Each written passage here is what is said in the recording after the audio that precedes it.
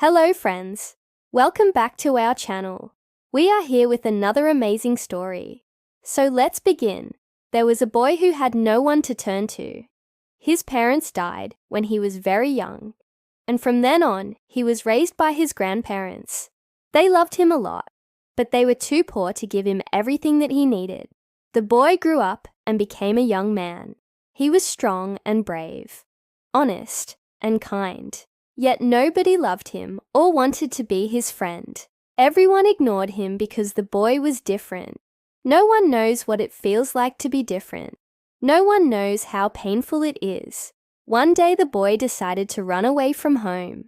He didn't know where he was going, but he just wanted to be somewhere else. When the young man was walking down the street, he saw a big building in the distance. As he approached it, he realized that it was an orphanage. Suddenly, the young man stopped in his tracks. He didn't want to go inside that building. He didn't want to become like those children. He wanted to have a family of his own. He wanted someone to love him. But the longer he thought about it, the sadder he felt. The young man sat down on a nearby bench and started crying. A woman who was passing by saw him and asked what was wrong. The young man hesitated.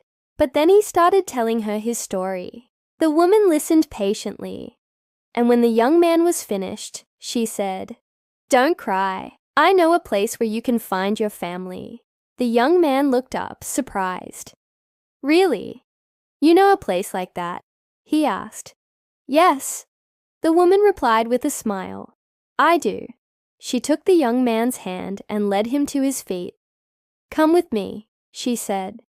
They walked in silence for a while until they reached a clearing. In the middle of the clearing stood a beautiful house. The young man's eyes widened in amazement.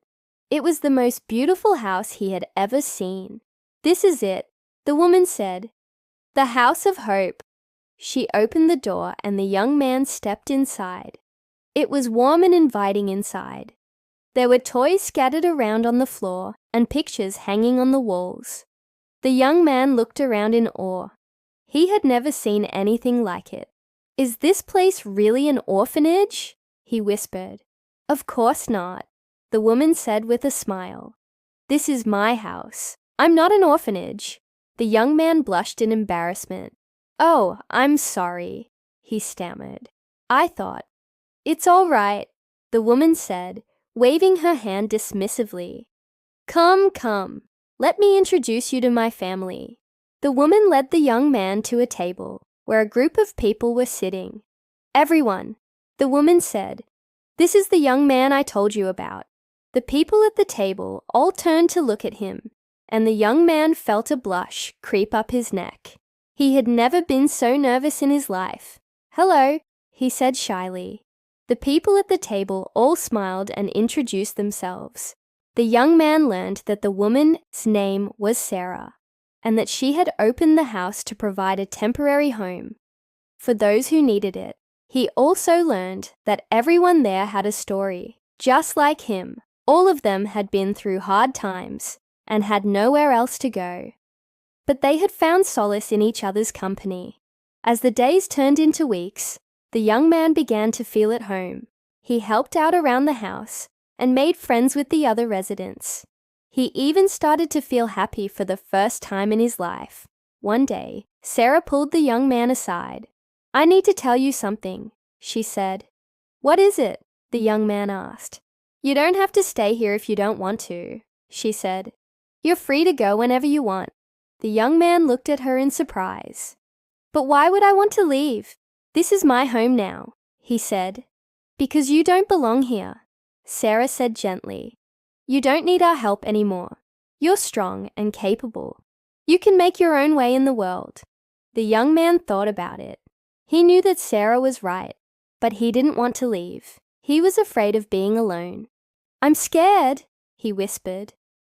"Don't be scared," Sarah said, taking his hand. "You're not alone. You may think that nobody loves you or cares about you, but that's not true. I know it's hard to believe, but you're wrong. There are people who love you and want to be your friend. You just have to open your heart and let them in." The young man looked at Sarah. his eyes filled with gratitude. "Thank you," he whispered.